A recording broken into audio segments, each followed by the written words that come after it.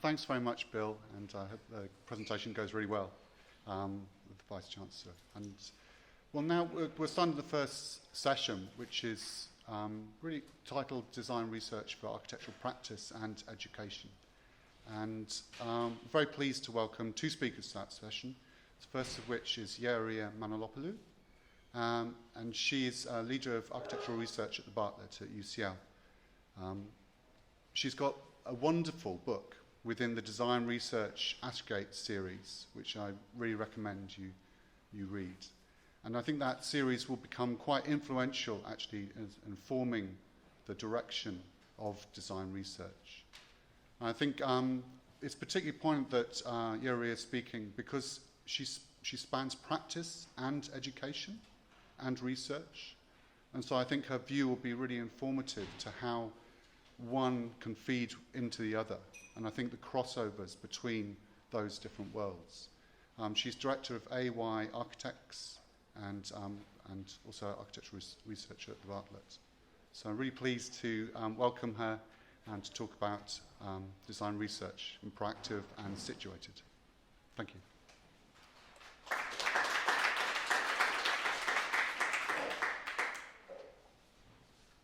Thank you very much for the invitation. It's a great pleasure to be here.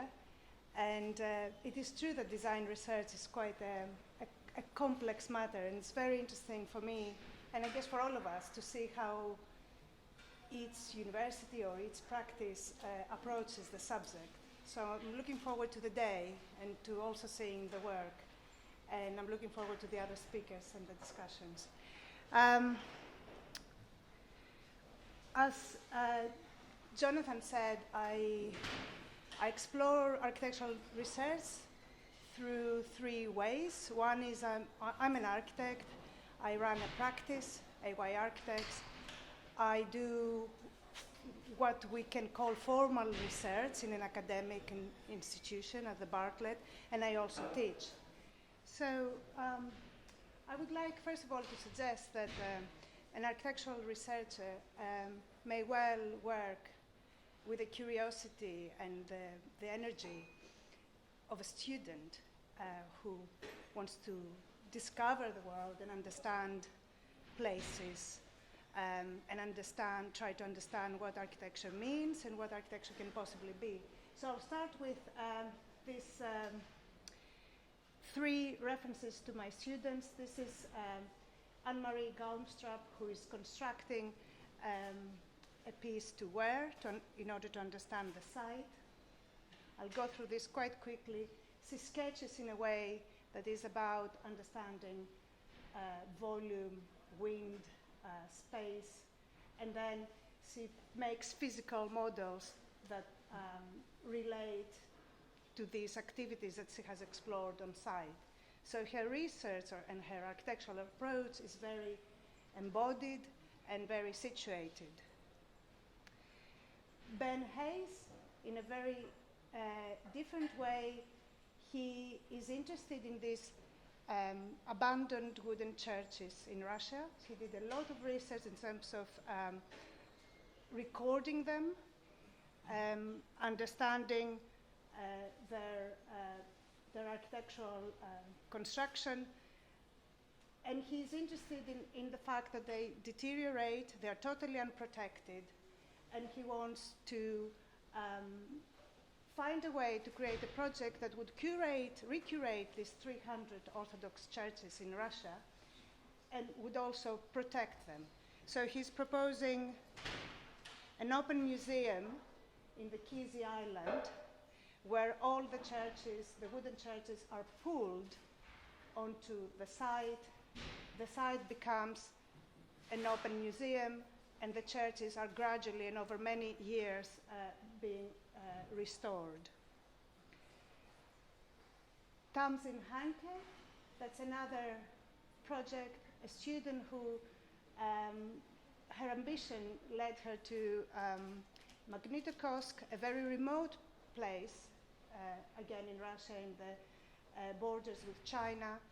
It's one of the monocities, the 300 monocities in Russia.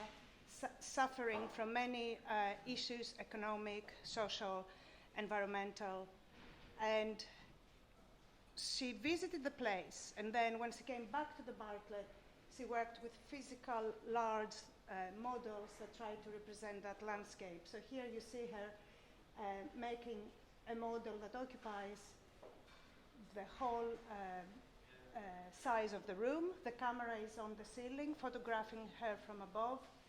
And it is this embodied relationship with materials and her act of drawing, redrawing that landscape and reenacting that landscape helps her then to produce her final drawings and her proposal. I'm aware I've sifted through these 3 projects very quickly, but I wanted to make the point about the students' approach to architectural learning and how an architect is involved in a learning that spans his or her whole life and career. So it's a lifelong process. And I think it determines research. So in my book, in Architectures of Chance, I've explored the role of chance and informality in architecture and the city. And I've explored this concept as an architectural idea, as a spatial experience, but also as a critical and creative tool. So I'm interested in these 3 different aspects of architects possibly engaging with chance. Essentially, what the book proposes is that architecture can be seen as a double passage from chance to design and from design to chance. Architectural design takes the infinite range of possibilities available to it in order to produce a singularity. I think that's what essentially an architectural proposal is. It eliminates all possibilities in order to produce that singularity. And therefore, it negates the totality of chance in order to release design. As a thing in itself, the architectural product, drawing or building, is a sole creation out of an infinite number of possibilities. And so we could say that it's a restriction of chance, that the very process of designing is a restriction of the accidental. But from the other point of view, the building, despite its resilient nature and efforts to resist accidents and chance, will never put an end to it. There is a natural entropy towards non-design, and this is when architecture engages with chance. So the building manifests inevitably an overall inclination to chance.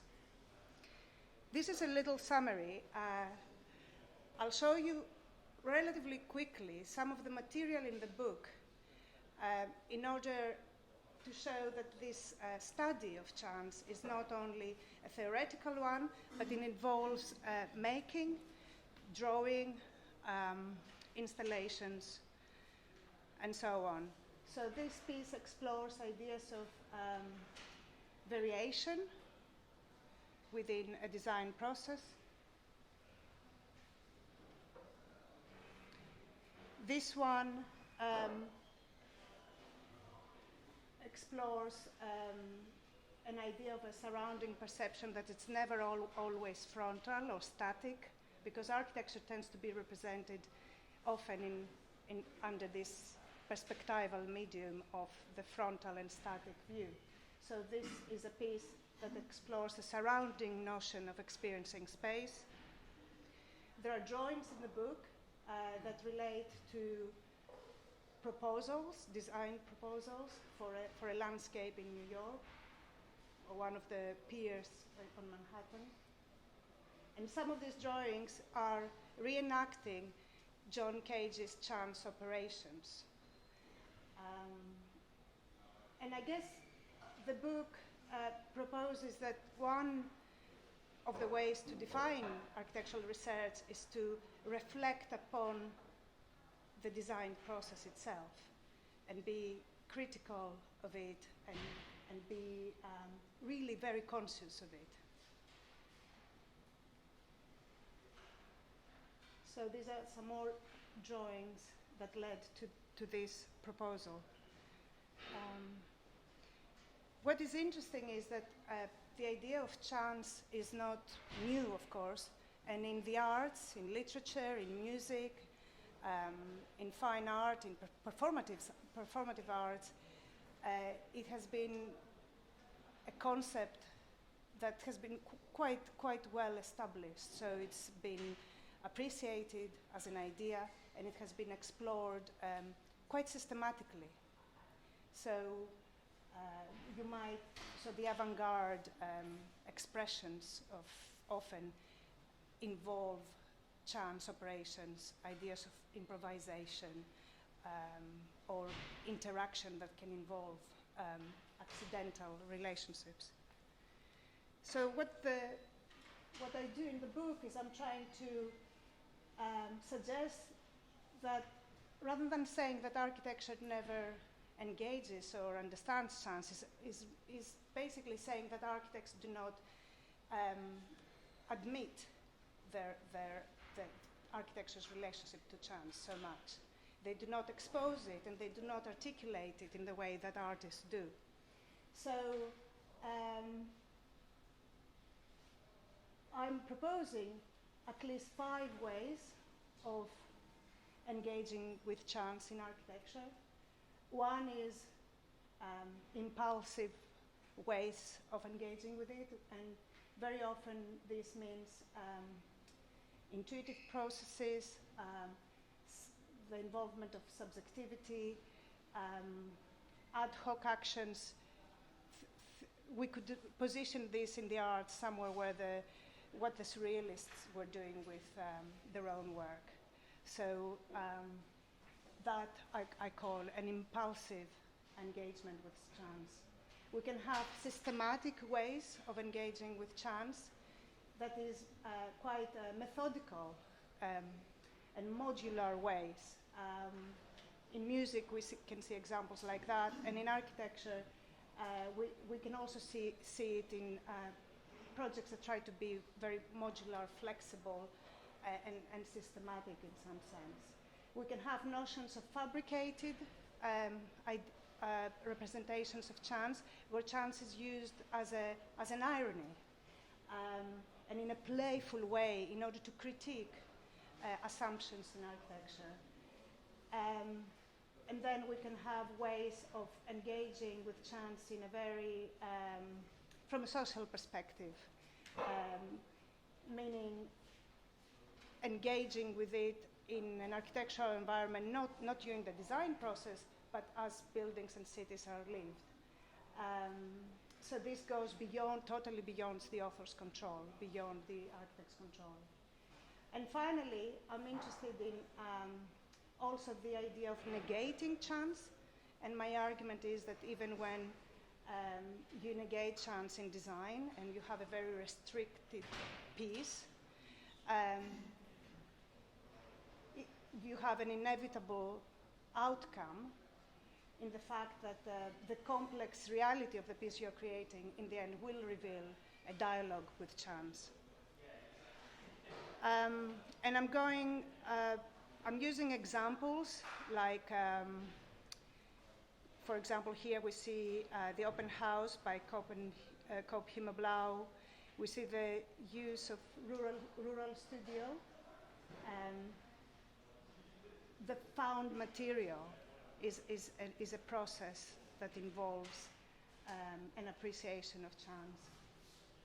And you can see it in affordable constructions like the one I showed before, but you can even see it in very precious pieces of architecture, or so-called precious, such as the Barcelona Pavilion, in terms of finding and selecting something, finding something by chance, but being very conscious of how you will organize it in space. And then there are more musical and rhythmical notions of chance, choreographing space like what Miralles does or what Sana do with their work often. Aldo van Eyck's understanding of the in-between and these relational links between indoor and outdoor spaces. Shin Isigami, who uses chance for the production of this forest of columns in the Kite Kobo workshop space, but who also accepts the accidental as part of the life of the building. So the building is conscious of all that kind of random occupation that will take place. And then Lacaton Vassal, for example, with their housing projects, they're always aware that their architecture is going to be complemented by non-designed elements. So inhabitation complements the architecture, and the architecture is co-authored by the architect and the occupants. So I hope that in these examples, I think what I'm trying to say, first of all, is that design is a live event. So the act of drawing, the activity of thinking, drawing, making, is a live reality, and therefore is naturally implicated in chance. So to resist it is really meaningless. On the other hand, the building also is a live thing. It performs, and it alters physically and perceptually over time. It is remade and co-made by architects, non-architects, social life, and the environment. So this is where chance is both in the process of designing and in the process of experiencing architecture. And then the practice of the city as an even more complex reality, I would say, is a live and aleatoric experiment. It includes all ambitions and failures into one material matrix. And so it's a tension between impulse and control, or chance and design. I would like now to show how that thinking that happens in the book, and maybe the approach that I showed in my teaching, may have an influence on the way I practice at AY Architects. I don't see these three processes, teaching, research, and practice, as necessarily explaining each other. I see them as three parallel journeys, if you like, that they complement each other. So this is the Montpellier Community Nursery in Kentish Town. I think it is, in a way, this urban and social portrait of the area and of the political and economical situation. It was built in the 1970s as a very light structure that would exist only for 10 years. And in 4 years ago was still there. And it was used still as a nursery, but totally inappropriate. It's a totally inappropriate and unsafe space. It has no windows. It has no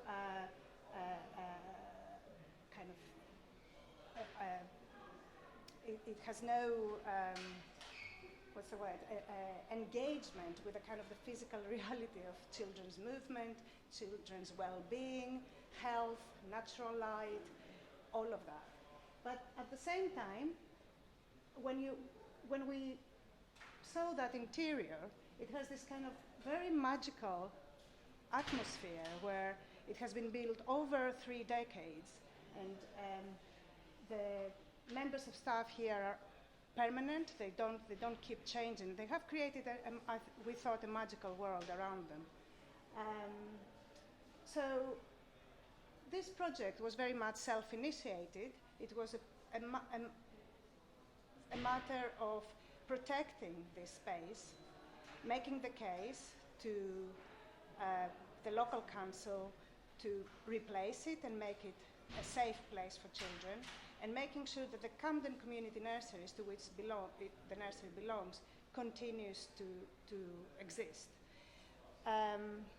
So as architects, we had multiple roles.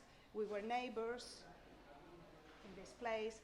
We were parents who had children in the nursery.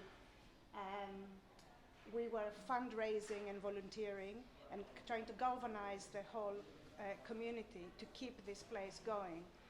So we put together a feasibility study that proved why the place is totally unsuitable for the well-being of children and unsuitable for their age, and how we could replace it in an affordable and environmental way. And we thought about creating a pavilion that would be much more open in its relationship to the gardens. And we were successful with the funding, which is a miracle. Architects nowadays, it's so often that you do competitions, you try to do things, and you always tend to fail. You don't win, you don't gain the funding. So it was a really amazing experience for us to work with the community, to work with other parents, to work with the children and stuff, and make it actually happen, make the building happen. So when we were designing it, we were looking at architects like Lina Bombardi, and how her building is almost invisible, and what she draws is mainly the activity around the architecture. So she draws less attention on architecture as an object or as a form, and she pays attention to the way that the place is inhabited. And we were looking at architects like Tezuka architects in Japan, who made these wonderful, dreamy spaces for children. This is called Ring Around the Tree.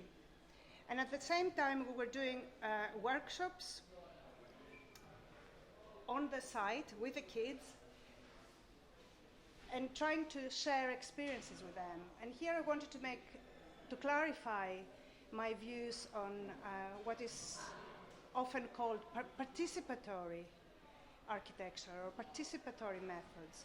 I guess my own view is that we need to recognize the designer's skills, and we need to recognize everybody's skills, and rather than hiding it and saying that it's all about the designer kind of not doing and letting the others do only. My position is that the designer needs to provoke and propose, and it is through the sharing of objects or of situations that the architect engages with a community.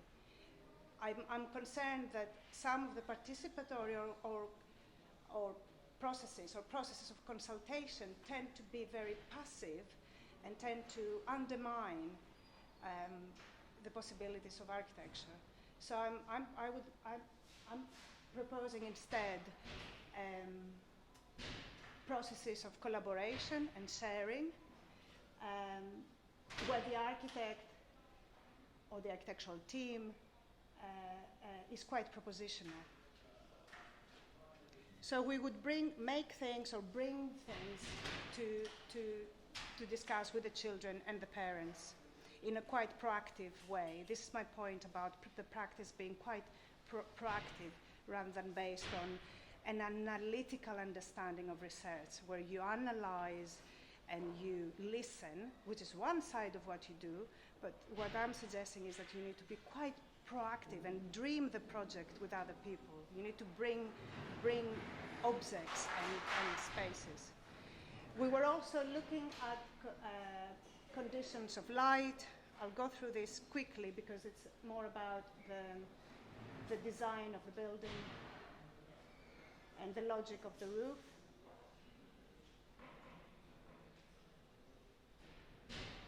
it's a space that we wanted the space to feel like being in a garden. We wanted the natural light to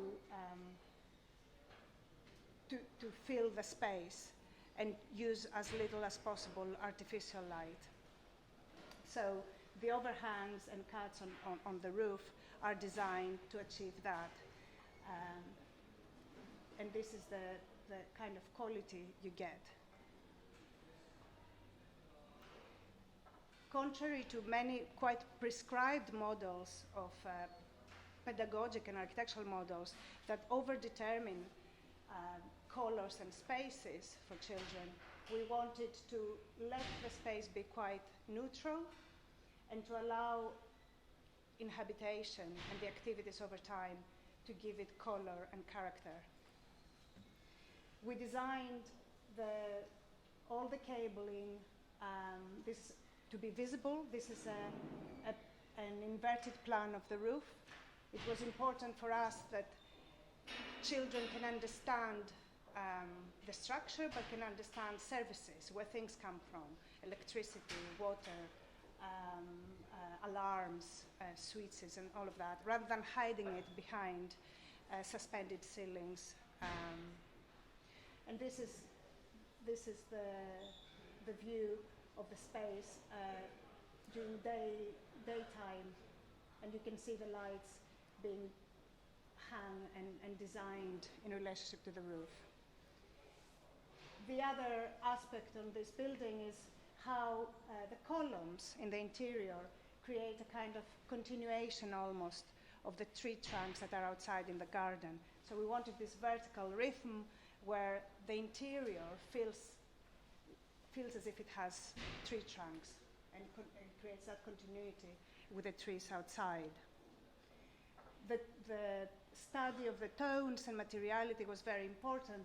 The envelope is relatively dark, so it's this timber decking that is very affordable, but it almost mirrors the tree trunk, the color of the tree trunks that are dark. So the dark environment makes the building almost disappear in its setting, whereas the spaces inside are carved out and are much brighter. This is a view of the exterior with the ring on the garden being something that we kept. So rather than designing and changing everything, there were certain things that we understood as important, and we recognized them and we kept them.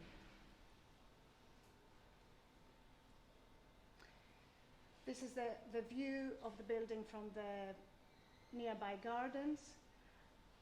In our process of creating the building, we were very conscious of the public realm and the landscape around the building. And this is when the building is shut, what we're conscious of is not only designing the building for the children and the nursery, but also giving something to the gardens, to the public gardens next to the building. So here's a bench. It's a warm, dark wall where on a hot day, on a cold day, it can radiate heat from the sun. These are drawings that were done after the building was done. And again, I think in the process of architectural research, rather than having only drawings that are propositional, you can have drawings that you do after the project is finished in order to understand the project and potentially redesign it or critique it. But there is a process of continuously drawing. And then this is a simple diagram where I wanted to say how we swapped land with the public gardens. So we pushed the building towards the red area, and we gave all the blue area to the public gardens. So it was an attempt to improve to produce the building, but also to improve the community spaces around it.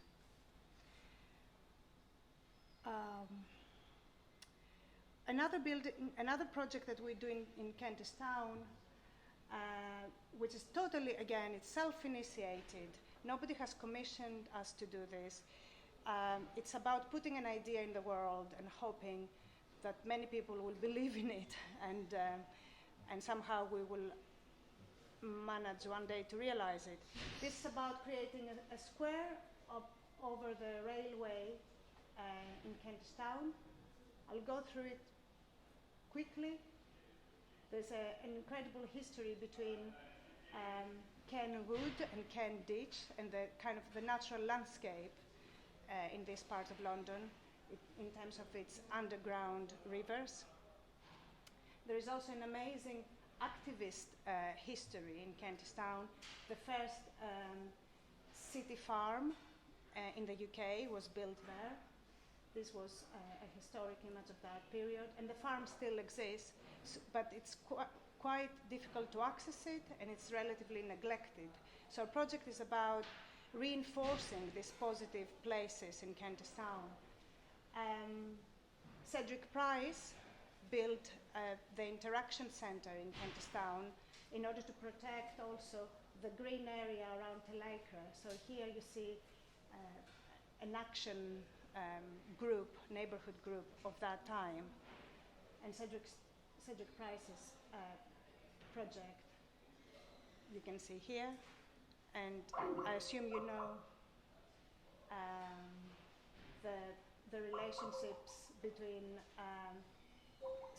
Cedric Price's ideas about the use of space and the building itself. The drawings here show how we're proposing this new public space that spans over the railway and develops a chain of public spaces and green spaces. This is a view of the proposed square and a number of key new community buildings that could be created, but also buildings that exist in the area and could be integrated and re-energized by the scheme. And all of that started initially from our research on dark environments. We are concerned that urban environments are overlit, and artificial light and activity is overexposing cities. This is a satellite image of London. So what we are proposing is that this path that will start from the railway and will continue to Hampstead Heath is based on a spatial experience that is quite on the side of artificial light, so that you can enjoy the sky, you can enjoy as much as possible the change from day to night. Of course, you cannot enjoy the stars, but in an ideal world, you should. I think the idea of chance in our architectural practice can be seen as a kind of complex realism, where the designer needs to deal with a complex reality that surrounds his intentions or her intentions. I'm very interested in the poet and novelist John Retalak, who proposes a combination between poetics and ethics. She calls it poethics, and she says it's a means to accept chance and engage with a complex realism, the complex reality that surrounds art and architectural projects. So my question is if we can think of an equivalent world of spatial poetics for architectural practice. And for me, that kind of practice is situated, and it combines aesthetic, material, and environmental and social concerns into one practice. And that type of practice is expressive and reflective of its own processes. It's conscious of history and of aesthetics, including ethics. It's self-initiated and proactive, very often, not always. And also it tends to be relational and collaborative. So this is how I tend to define a research-based and situation-based practice in architecture. And I wanted to, as a way of finishing, to suggest that if people are interested in how some of this work is presented and articulated in stricter research terms, stricter than this presentation, you could perhaps go to this website. It's new. It's going to be launched next week. It's called Bartlett Design Research Folios. I've edited this series of folios where a couple of projects are from my practice, but others are projects of colleagues. I'm very privileged to be in an environment where not only students at the Bartlett are producing very ambitious work, but where colleagues are also producing design projects that, in my view, are very strong in research terms, and I think it's important that they are presented in the terms they were constructed. So rather than presenting this work only through refereed articles or books, I was interested in creating a series that presents the work through portfolios. So it recognizes the visual and material side of the research. So if you would like to see some of this work, you can go to bartlettdesignresearchfolios.com. Thank you.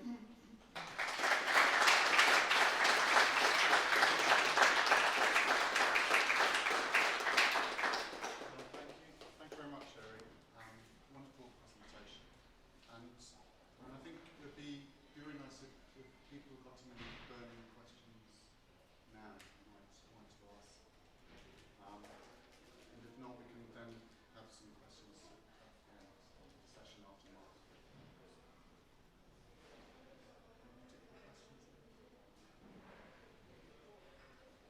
Time to think, Time to think. I think one thing I just wanted to ask is, I guess, what do you think characterises maybe architectural design that does concern itself with the chance operation in the way that it's developed in the design process, but also in the way that it might anticipate that work in terms of sort of entropic process of how it's occupied. Do you think there's a characteristic? Can it accommodate change to a better extent? Is there something about it being kind of then more rooted within place, or about a relationship with then the occupants? Yeah. I think this anticipatory side of architecture, by definition, engages with the unexpected, with chance, because you cannot anticipate all elements of inhabitation or the changes of buildings. But perhaps there are, I think, for me, two sides. One is appreciating often and what the place is and recognizing its strengths and accepting the found as part of the design rather than over-designing all the time. So sometimes I love, for example, a square by Lacaton and Basal where they said there is nothing, we don't need to do anything, we just tidy the place, clean it, and that's it. That's how it works beautifully as it is. So to study and acutely study a place and know what you need to keep and what you need to do on top, I think it's a significant side of this more anticipatory architecture. And the other is an architecture, I think, that is quite generous in the sense that it can take change and it can take uses, quite unpredictable uses and interpretations without being all the time telling you what to think and what to do as an occupant. I think it's very it's very difficult to talk in the abstract, so that's why I'm trying to give examples like Lacton Sal or Cedric Price, and yeah. In some ways, it's with one architect who terms it, it's about control and letting go. Yeah. Absolutely, absolutely. So a good building, I would say, or a good piece of architecture should be anticipatory. A good piece of architecture should have that kind of generosity of being interpreted and used in ways that had not been predicted by the author. And so it's an awareness of an architecture that is complemented by the non-design. It's constantly a dialogue between the thing that has been designed and the things that are not designed. I think that's what defines it, probably. I just wanted to ask, really thank you for your talk. So enjoyed it, and yeah, I feel great parallels to a lot of things that we talk about and think about, both in the module and beyond. It seems to have, or at least at first glance, you think it has lots of similarities to Yeoryia Manolopoulous architectural contingency. And I just wonder what you see as being the kind of key differences that you were trying to pull out in your thinking. It does have many overlaps. It's a significant, I think it's a significant book, Yeoryia Manolopoulous, because I guess it's a constellation. When you do research an area, you're trying to find a constellation of other practices and authors who are in the same world. So in that sense, I think that book is very important. And its position is very important. And I've enjoyed it tremendously when I was reading it. I guess in my contribution to the field is trying to expose the visual and material side of it, and trying to articulate from the position of a practitioner and designer these ideas. And to do it, it's not always very easy to articulate it, but to try to demonstrate it both through develop material projects and written work. So it's a kind of a practice that includes objects, drawings, and texts, rather than the theoretical argument on it. So it's the theory that's been I would say, and this is the way, for example, I supervise PhDs, I tend to like the projects leading the theory in the research, rather than the other way around. So rather than the project becoming an illustration of a belief or of an argument, I often ask myself and my students whether the project can open questions, and then the questions can be explored through also written work. So the projects or the design practice is not presented as a method. I'm concerned that when somebody presents a theory and then places the project in the end as a result, then we suggest that the project becomes a method. And I don't see projects as methods. I see them as experiments and as tests that exist in the world and they can fail. So I prefer to have the project in the beginning and then reflect upon it through drawings and texts, rather than presenting it as a unique answer to a position. It's quite interesting that, because it then locates it in chance from the very beginning, from the outset. It's sort of Yes, it could be. Yeah. Potentially more dangerous Potentially. and scary. Yes, yes. You accept that you might fail, and you accept the philosophers always find it very hard when their theories become exemplified, because at that point, chance steps in and messes it up anyway. So. It's fascinating. And I think it would be great if you, We'll go on to the next presentation, but then there'll be time at the end for questions for Yeoryia. So thank you very much. Thank you.